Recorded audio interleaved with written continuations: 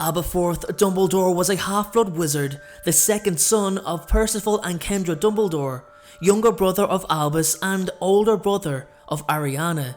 He attended Hogwarts School of Witchcraft and Wizardry and also had a fondness for goats. Aberforth survived both wizarding wars and participated in the Battle of Hogwarts. This is the life of Aberforth Dumbledore.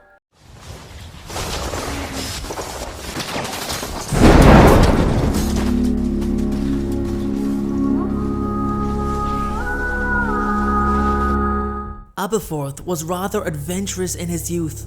He and the family lived in Mold on the Wold originally, and Aberforth had a love of tales and stories told by his father. His favourite tale while growing up was Grumble the Grubby Goat, which may explain where his love of goats first began.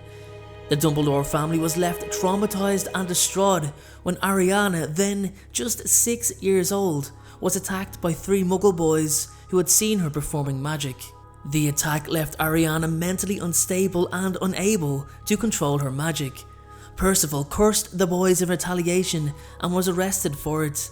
He did not reveal to the authorities the true reason for his attack, as Ariana would have been taken from the family as she posed a potential threat to the International Statute of Secrecy and most likely would have been placed in St. Mungo's Hospital for magical maladies and injuries permanently.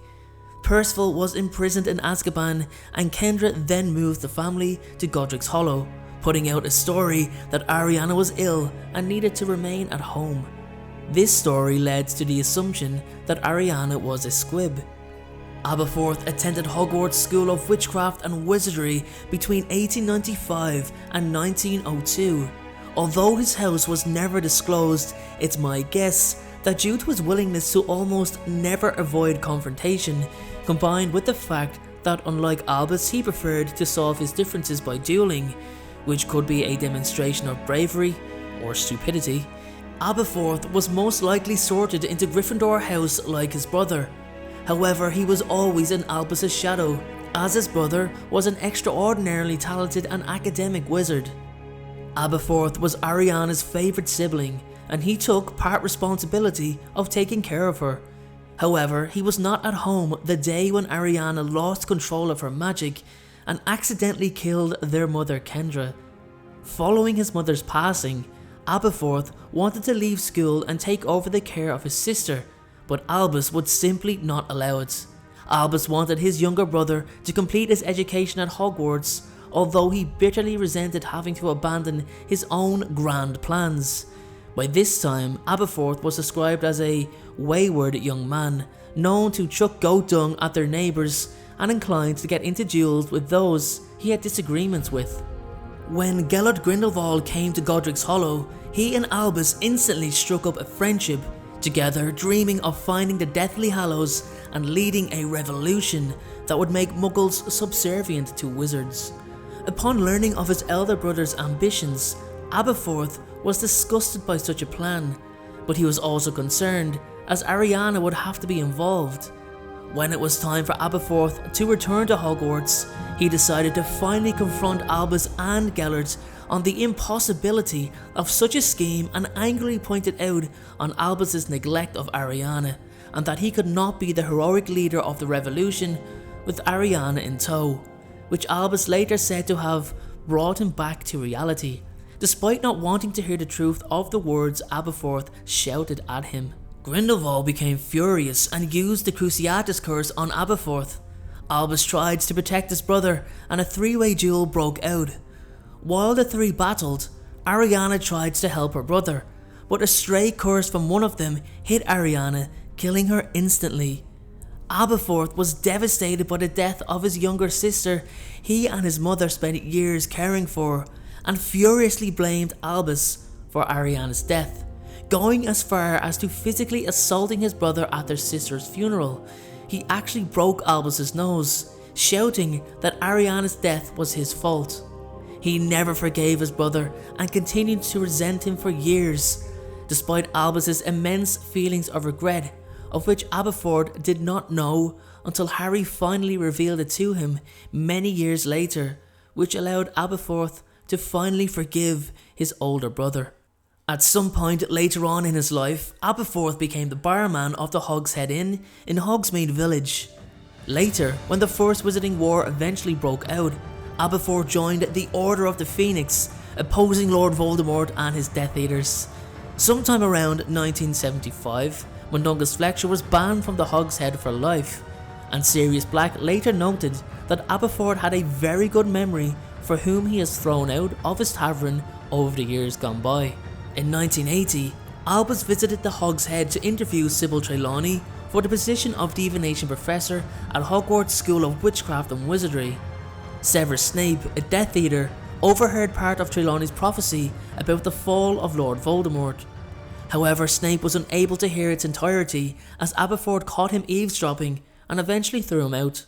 Sometime around 1982, Aberforth was prosecuted by the Wizengamot for using inappropriate charms on a goat, causing a minor scandal that was widely reported in the Daily Prophet. According to his brother, Aberforth did not let the gossip get him down or force him into hiding. However, Albus was not certain if this was due to bravery, as he claimed not to be completely sure how well Aberforth could actually read. In 1995, Harry Potter and a large number of students arrived in the Hogshead to discuss learning defense against the dark arts from Harry himself. This was an illegal defense group, as Dolores Umbridge forbid all group activities. Aberforth served the large group butterbeer, even though some of the group considered ordering fire whiskey. Mundungus Fletcher was also present, acting as an informant for the Order of the Phoenix. 1 year later, in 1996, Aberforth met with Mundungus Fletcher outside the Three Broomsticks Inn. Mundungus appeared to be selling stolen goods from 12 Grimmauld Place to Aberforth, one of those items being Sirius Black's two-way mirror. The exchange was witnessed by Harry Potter, who attempted to confront Mundungus following Aberforth's departure. In 1997, the Battle of the Astronomy Tower took place at Hogwarts, culminating with the death of Albus Dumbledore at the hands of Severus Snape, who, although this was unknown to everyone else at the time, besides the deceased Dumbledore, was working under Albus's orders. A great number of people attended his funeral, including Aberforth, Hogwarts students, professors, old friends, Hogsmeade residents, Order of the Phoenix members, and Ministry of Magic officials. After his brother's death, Aberforth had no family left. The next year, since Dumbledore had died and could not protect the school from Death Eaters, Lord Voldemort managed to take over Hogwarts. Severus Snape became headmaster, and Alecto and Amicus Carroll, two Death Eaters, became deputy headmaster and deputy headmistress respectively.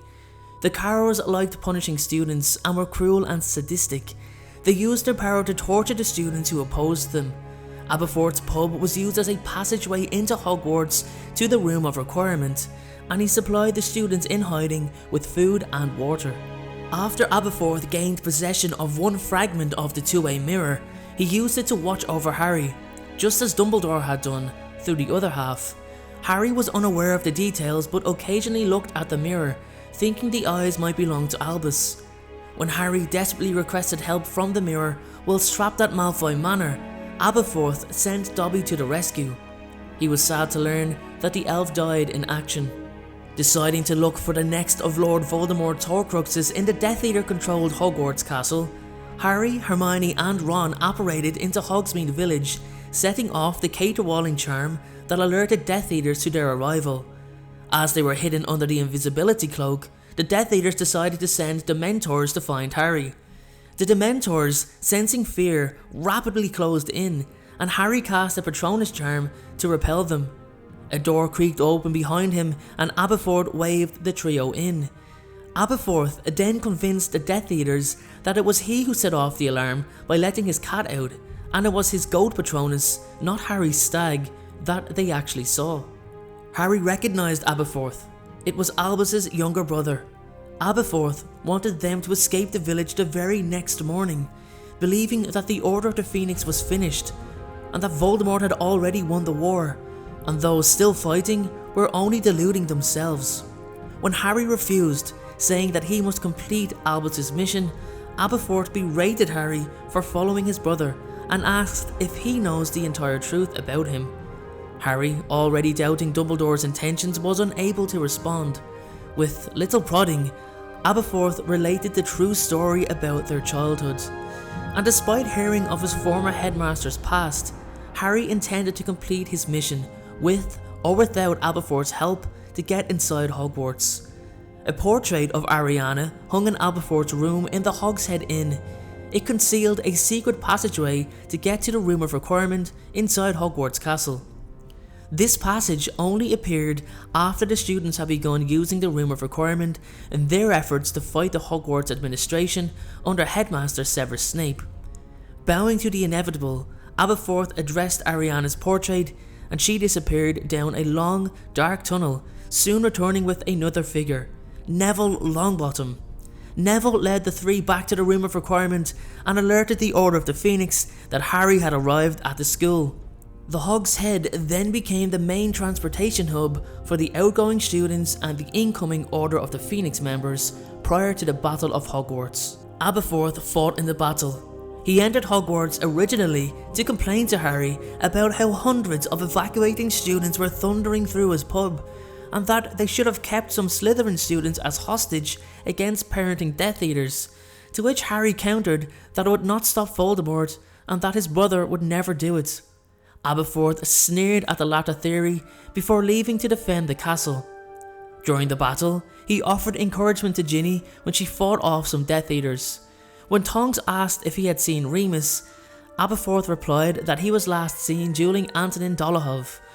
In the renewed battle, Aberforth stunned Augustus Rookwood as he headed into the Great Hall.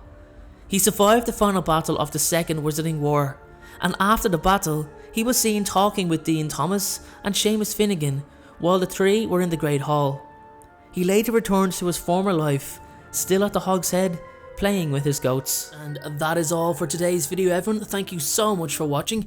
Please consider subscribing to the channel if it is your first time watching. And if you're a fan of the channel and feel like you'd like to contribute, my restructured Patreon account is up and running, and in exchange for your contribution of a minimum of $1 a month, there are many rewards you can receive, like suggesting one of my upcoming videos, exclusive Patreon only videos for you to watch, and even one-to-one Skype calls where we can hang out and talk everything Harry Potter or anything in general.